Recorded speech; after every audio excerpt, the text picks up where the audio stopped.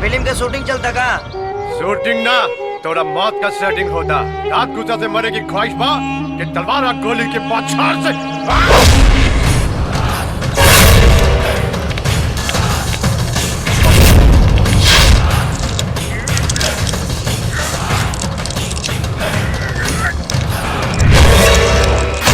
तलवार तिलक में चढ़ा दिए आ गोली अपना बहन के चोली में रख दिए।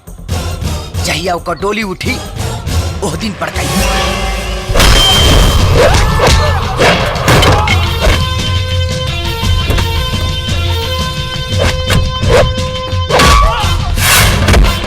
मार के साला की खड्डी पड़का दे सन।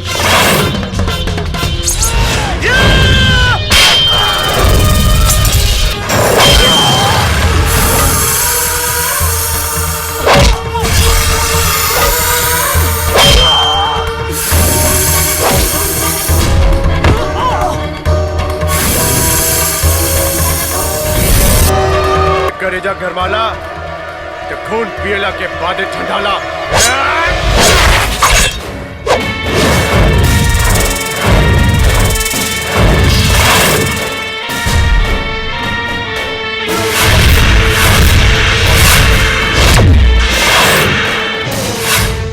अब ही समय है, भाग जो, वरना तो हर करेजा के गर्माहट घबराहट में बदल जाई। कवन है रे? यमराज के बेटी बहन के लुगाई तो हर मौत के परछाई। रे मौत के परछाई के नौच के पहुंच दसन।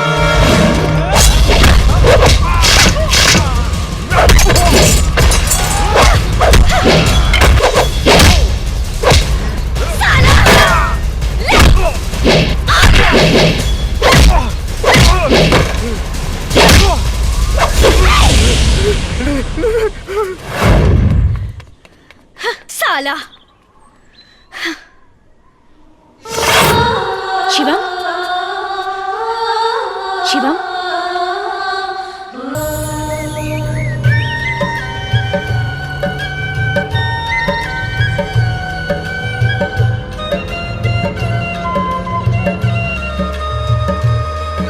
चलिए मालिक चलिए। अरे हमार बेटा आ गए, देख के जिया जुड़ा गए बेटा।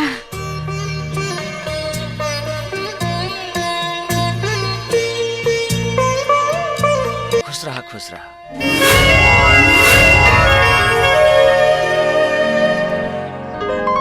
ये हमार भतीजी सोनिया।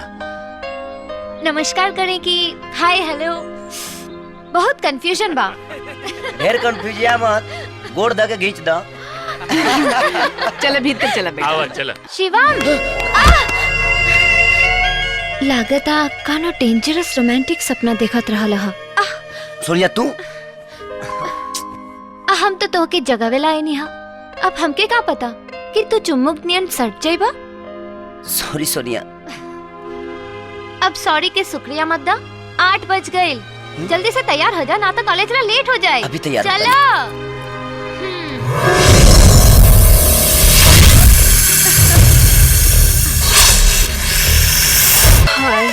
मर जावा। एक्सक्यूज मी, हम कोनो साहुन का झूला नहीं खी। रउआ तो हमार मोहब्बत के गुलगुला है। एक्सक्यूज मी, आई हेट मोहब्बत। सबसे बेस्ट मोहब्बत करके देखी, डर जाए, गधा के जन्म छूट जाए। एक minute, don't touch me mister Tiwari. Control. हमार गुलाब का फूल दो। हाथ डाल के निकाल ली। एक्सक्यूज मी, हमारा के नरक में हाथ डाले के कोनो शौक नहीं थे। हमरा तो लागत था हाँ। तोहर कलम में शाही नहीं खे। घंटी बज गई। तोहर दिल के नो, क्लास के। Okay, don't waste time mister Tiwari. Class में जाओ और पढ़ाओ। ओके, जाओ। तबुआ के बेटा के मारे के सपना तू कितना साल से देखा था? बाकी वो मरे खातिर हमारा पास चले। तोरे कॉलेज में पढ़ेला का? अरे वो हमारे क्लास में ही पढ़ेला, लेकिन बेचारा बहुत भोला हो। ए बुड़बके, अरे वो भोला का लोला काहे ना काट ले? अरे चुप रहा मर्दे, वो कॉलेज हो कोनो कुरुक्षेत्र के मैदान ना हो। अरे हम ओकरा से दोस्ती कर ले बानी। हाँ। दुश्मन से दोस्ती? अरे हम तोरा के गोली मार दे। हम गोली मार दे शिवमुआ के। बाकी ओकर मरे के समय आ तरीका हम डिसाइड करब। बस तू इतने जान ला तो का राम नाम हो गई। अब ही सफर शुरू भइल बा चाचा, और रेड सिग्नल ना खाली ग्रीन सिग्नल मिल रहल बा। यूं समझ ल शिवम पूरी तरह हमरा मुट्ठी में। बेवकूफ लड़की, हम ओकर बिस्तर पर तोरा के देखल चाहते हैं, ओकर पत्नी बन के। तबे प्रताप का दौलत हमने के हाथ लगी। चिंता मत करो चाचा, हमरा हुस्न के तरकस में ऐसन ऐसन तीर मौजूद बा कि जेकरा के चला देव तो हमरा हाथ के लकीर में शिवम के तकदीर लिखा जाए। ए चिकनी चमेली, हाँ? चल एमे से को पर्ची निकाल। कौन लकीर रहा बाका जी? हाँ ना, हमार सुहाग रात के मुहूर्त हो। ओह चल निकाल निकाल जल्दी।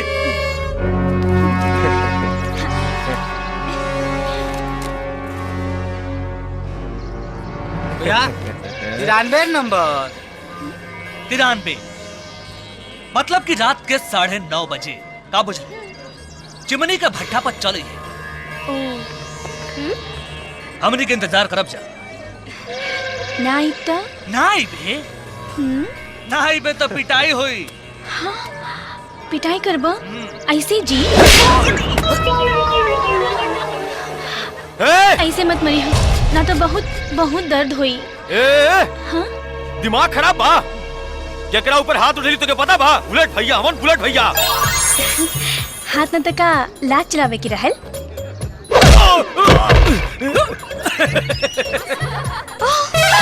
ऐसे मत मरी हाजी, ना तो बहुत दर्द हुई। जी बोल के हमनी के घिउ के लड्डू लेखा फोड़ रहल बड़े। अरे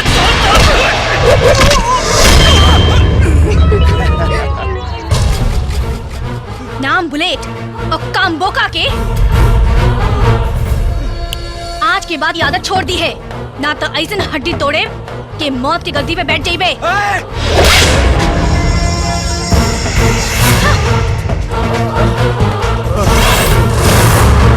शिवम! सोनिया, ये आज जौन कुछ भी हम करनी है ना, ये सिर्फ हम तोरा खातिर करनी है। हाँ, लेकिन इस साले बहुत मर्द मार भी है, बहुत मर्द मार भी आई। लेकिन तू चिंता मत करो, देखा अगर तू शिवम के पावल चाहता रहो ना, तो आज हमसे शिवानी के साथ करल चाहत रही ना, उतारा शिवम के साथ करे के होई। बोला तो कर सकेलू? बोला। हम शिवम के पावेला कुछ भी कर सकेनी।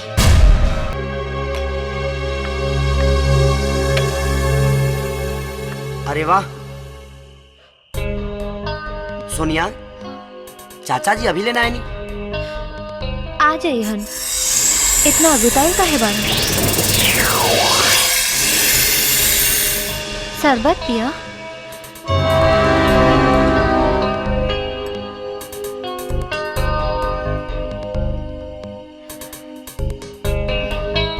वाह, बहुत टेस्टी है।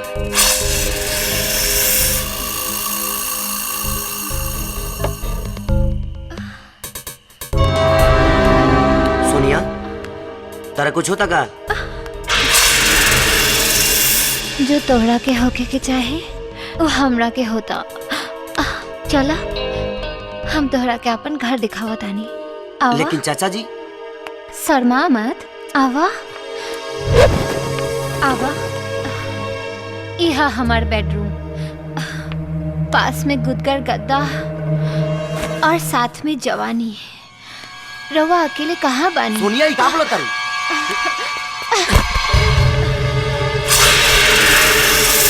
अब बोले के कुछ नहीं के, सिर्फ खोले के बा। तोहर दिमाग खराब हो गया। तो ठीक कर देना। सोनिया तू गलत करता रू। जौन शादी के बाद होके वाला बा, अगर वो पहले हो जाए तो हमें गलत का बा। फालतू बात मत करा। तोहरा के सिर्फ हम अपन दोस्त मानी ले और कुछ ना। एकर मतलब तू हमरा से प्यार ना करेला? बिल्कुल ना। लेकिन हम तोहरा से बहुत प्यार करेले, और आज तोहरा के भी करे के पड़ी। शिवानी, ई जब कैंटीन में घर चले के कहलस हमके तभी एकरा नियत पे शक हो गिल रहे। चली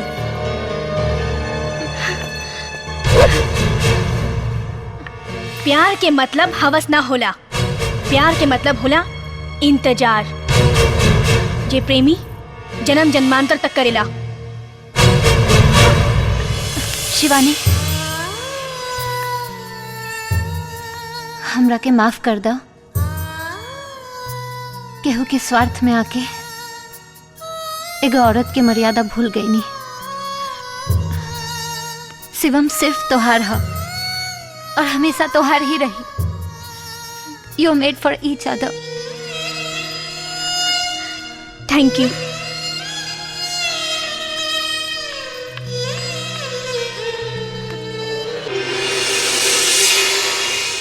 तू के हो? शिवानी। झूठ बोला तारू। तो हर काम इंसान जैसा ना देवी जैसन बा। तू जरूर कनो देवी हो।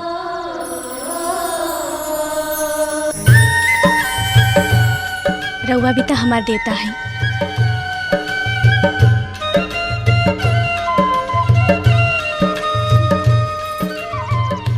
एकर मतलब तू संस्कृत में प्रेम, उर्दू में इश्क, हिंदी में प्यार, अंग्रेजी में लव, अब भोजपुरी में जियब भी रउआ साथे, मरब भी रउआ साथे। अरे जिया हो हमर करेजा। हम चाय नहीं खे पियत। जानीला जानीला। हाँ प्रताप, हम बहुत दिन से एगो बात कहे चाहता नहीं। अरे भाई साहब, काहे सकुचाता नहीं, जे बोले के बाद बोल दी। भाभी जी, बिन माई बाप का बेटी ही है सोनिया। ओकरा के अपन औलाद से भी ज्यादा प्यार दुलार से पल्ले बानी, और हमार जौन कुछ बा सब वो करे बा। सोनिया अब सियान हो गई बाड़ी। शिवम और सोनिया एक दूसरे के करीब आ गए बा लोग। ऐसे हम चाहता नहीं कि दोनों लोग का शादी कर देवल जाओ। देखा भाई, हमनी के एकरा में कोनो इतराज नहीं खे, लेकिन मंजूरी शिवम के राय जनला के बादे दे सकब। अरे वो तो सुनते हाँ कर दिहन। शिवम और सोनिया एक दूसरे के बहुत प्यार करेलन। अरे चाचा जी, आवा बेटा।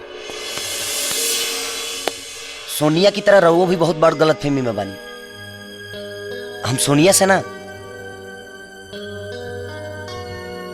शिवानी नाम के लड़की से प्यार करी। हम शादी भी शिवानी से करब। हमरे बेटी की खुशी में हमनी का खुशी बा। देखा भाई, अब तो फैसला हो गई। अरे लेकिन चिंता का कोनो बात नहीं खे। रिश्तेदारी ना भइल तो का भइल, हमनी का दोस्ती हमेशा कायम रही। अरे हमरा के टेंडर ऑफिस जाए के बाद चला, रास्ता में तोरा के भी छोड़ दे। हाँ, आवा कुमार चला। हाँ चला। आवा तनी बेटा। शिवानी हैं? का मामा सवेरे सवेरे मार ले बड़ा का? अरे छोड़ा, तू सुबह सुबह पीछे पड़ जाला। अच्छा बेटा, ये बतावा कि ई शिवानी के बाड़ी माई। हमार बेटा। चलो कुमार, आवा जी।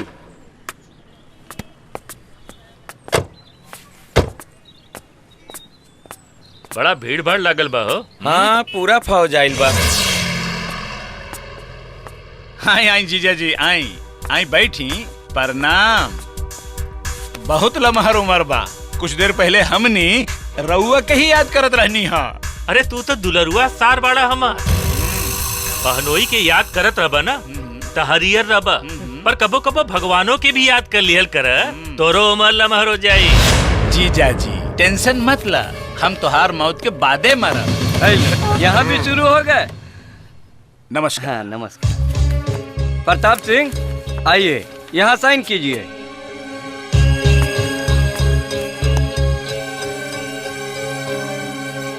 कांग्रेचुलेशन प्रताप सिंह, आपका टेंडर पास हो गया। सॉरी बारूद सिंह, आपका टेंडर रिजेक्ट हो गया।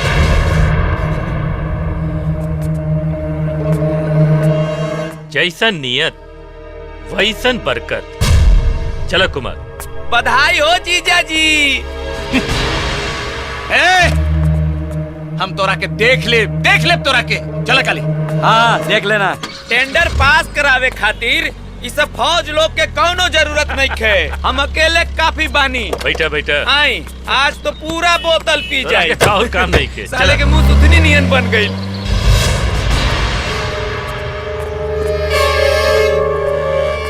बाबू साहब प्रतापवा भले ठेका जीत गए लेकिन जिंदगी हार जाई काहे कि हम ओकरा गाड़ी के ब्रेक फेल कर देले बानी। शाबाश मूसा शाबाश, लेकिन सारे के टाइम बहुत सही चल रहल बा।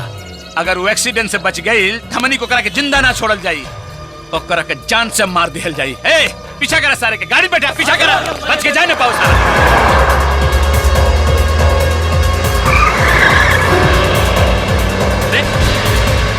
क्या करता रे? ब्रेक फेल हो गई। ब्रेक फेल हो गई ना? ब्रेक फेल हो गई। बाहर के साइड में हटाओ। दिखा दे। अब क्या हुआ? चलो। अरे ब्रेक फेल हो गई भाई।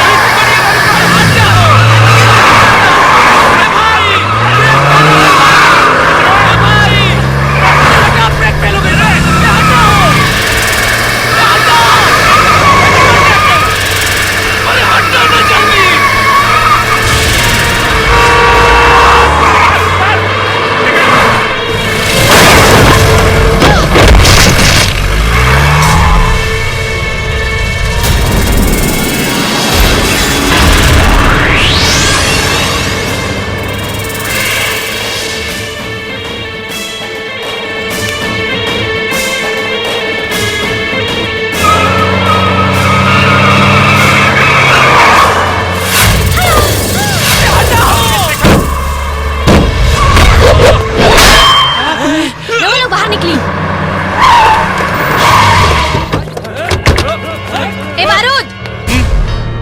वापस लौट जो। ई हमार होखे वाला ससुर है। इनकर जान बचावे खातिर तो हर बलि चढ़ावे से भी पीछे ना हटब। जो भाई जी यही लौंडिया बिया जानी के बिटवा के बचावले रहे। हमनी के मकई के बाल नियन टिटावले रहे। अरे तो मुंह का देखत बाड़ा, देखत का बड़ा सन, मार मार के मुआदा ससुरी के आय करा लाश पर ही हम एकरा के जिंदा जलाई। मारा ससुरी के मारा।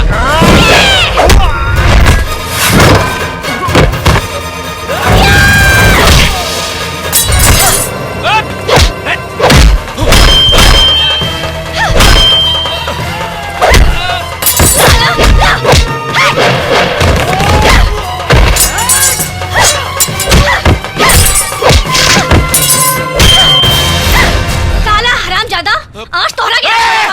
अरे भाग रे, भाग भाग भाग साला। भाग गई ससुर। अरे जान बचाए के बाद में देख ले साले के। हम बहुत भाग्यशाली बनी बिटिया, जवन माँ दुर्गा के रूप में तुम्हार दर्शन हो गए। हाथ जोड़ के हमके पाप के भागी मत बनाई बाबूजी। राउर आशीर्वाद ही हमार शक्ति बा। हमके आशीर्वाद दी कि राउर बहू बन के मरते दम तक राउर सेवा करी। कहीं तू उहे शिवानी तो नानो बाड़ू जैसे हमार बेटा शिवम? जी हम उहे हैं। अपना बेटा के पसंद पर हमरा नाज बा। तू ही हमरा घर के बहू बनबू। शर्मा गईली।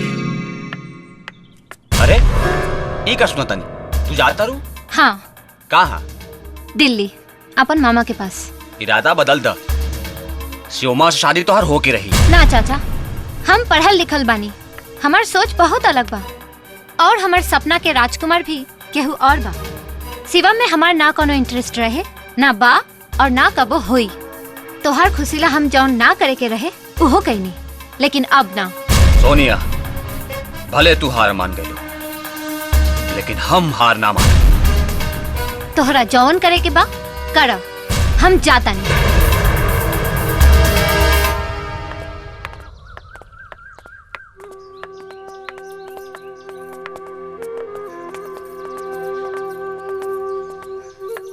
प्रणाम माँ जी। सुखी रहा।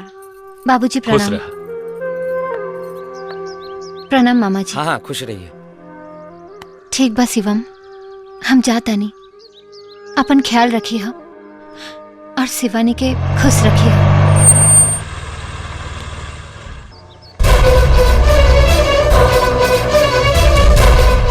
तुम लाख छुपाओ सीने में एहसास हमारी चाहत का, दिल जब भी तुम्हारा धड़का है आवाज यहाँ तक आई है।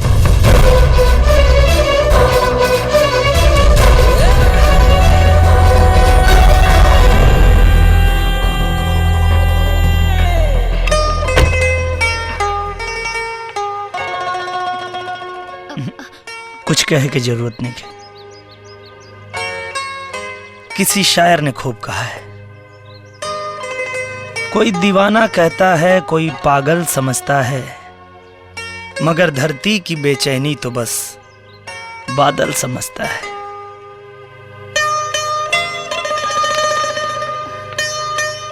तू मुझसे दूर कैसी थी, मैं तुझसे दूर कैसा था, ये तेरा दिल समझता है या मेरा दिल समझता है। सॉरी। चल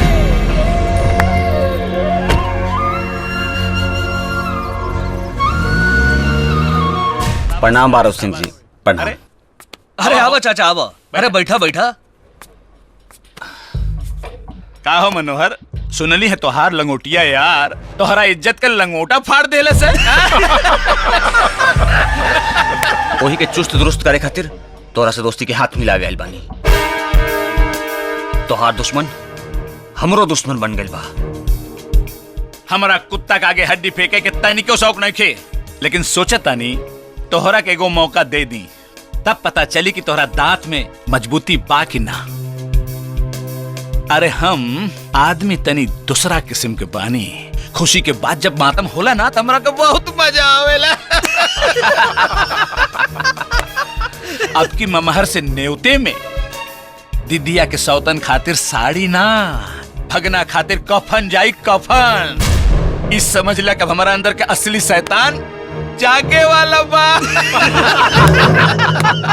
मंगलम भगवान विष्णु मंगलम गरुड़ध्वज मंगलम पुंडरीकाक्षाय मंगलाय तनोहरि।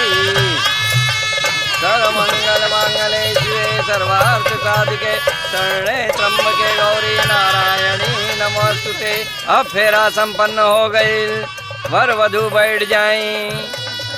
शिवम भाई बहुत अच्छा लगा तारा।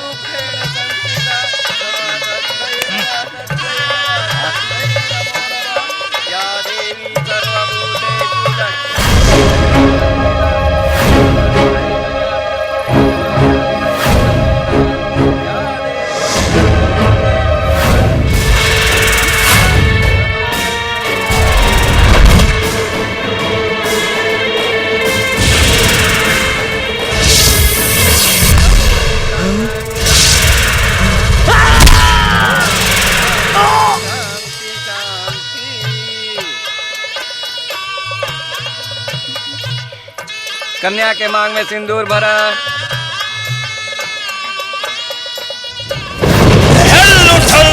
आसमान फट गई जमीन, हमरा तप और शक्ति से बच भी ना नागिन।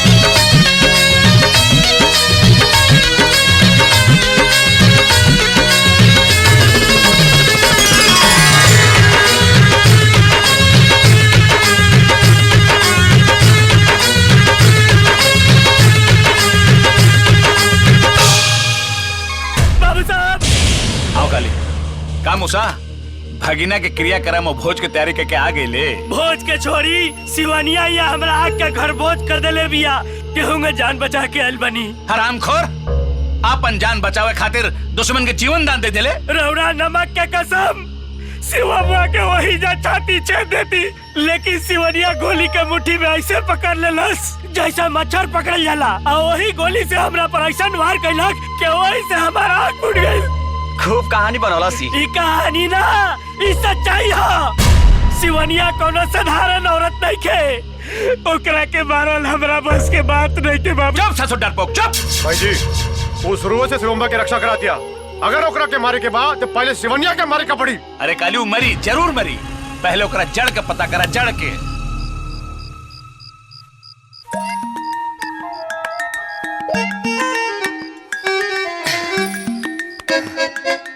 का हो करे जा गाड़ी लड़ी की डेट बढ़ी?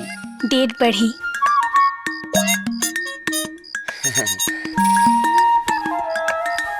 हाँ? अरे अयो असली मल कहाँ बारे?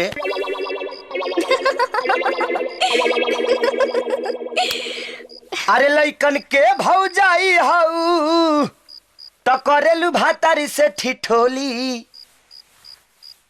तमन करता पहिले टोली ओकरा बाद में चोली खोली। तनी कंट्रोल करी। पहले दूध पी के जदरा तो बना ली। अरे हाँ हमरा पिए के तो अपने पी गईलू। रवा पी के का करब? हाँ? अरे काहे हमार वाला काम तू करबू का? लार मत चुआई, ठेके हरे रह के पड़ी भेटाई नहीं। मजाक करत रहू ना। हम मन्नत मंगले रहने की छठ के व्रत के बाद सुहाग रात मनाए। देखा ऐसा जुलुम हमरा पे मत करा। ऐसे भी प्रेम पूजा के बाद सब पूजा तो होइए जाला। कुछ दिन रहुआ बर्दाश्त नहीं कर सकत का? सुनी जैसे रहुआ इतना दिन खेपनी वैसे ही कुछ दिन और खेप ली प्लीज। हे भगवान तहार का होई? ली गुरुदेव चंदन के दातुन से मंजन कर ली। कई साल समाधि में रहला से रौरा मुंह में काई बैठ गल हुई।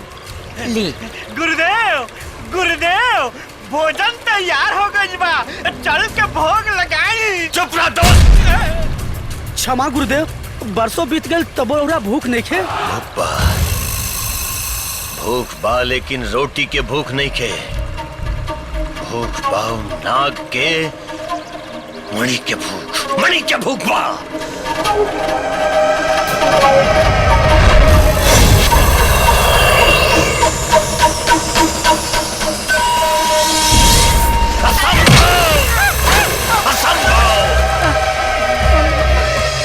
गुरुदेव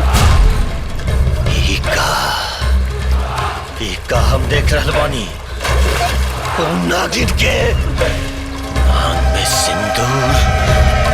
नागिन के मांग में सिंदूर कैसे बा? बाकी ये कैसे हो सकेला गुरुदेव? उ नाग के हत्या रउआ अपना शुभ हाथों से कैले रानी। आई जाओ गुरुदेव। यही से तो हमरो मन भ्रमित होता। या तो नाग जीवित बा या फिर वो नागिन उन बुद्धिहीन मनुष्य से छल कर दिया। महाराज एने लावा अपन तंत्र मंत्र के बल से ओकर छल के छलनी कर दी महाराज। अभी एक कूच करे के पड़ी। छोड़ा सा, छोड़ा हमरा के। अरे कौन हो जरा तू निकल। छोड़ा सा, छोड़ करेगी ना। का रे बुढ़िया, वो सिवनिया तोर पाप के नतीजा हिया कि तोर मरद के नादानी के निशानी। तोरा मौत के कहानी है। बुढ़ारी में जबान चलावत रे। अरे कुत्ता, महतारी बराबर औरत पर हाथ चलावता रे। सुअर के पेट से जन्मल हुआ का? एक जबान चलाओ ले ता जान से मार दे। सही तरीका से बता कि सिवनिया कौना नाली के गिड़ा हिया। जिंदगी से अकुता के हम आत्महत्या करे जात रहनी। वही बेरा शिवानी आके हमरा के बचा ले ली और एक बेटा नियन हमार सेवा कैली। बस एकरा सिवा हम ओकरा बारे में कुछ नहीं की जानत। बांध दसन बुढ़िया के और डाल दसन पेट्रोल। अभी एक सच और झूठ के फैसला हो जाए।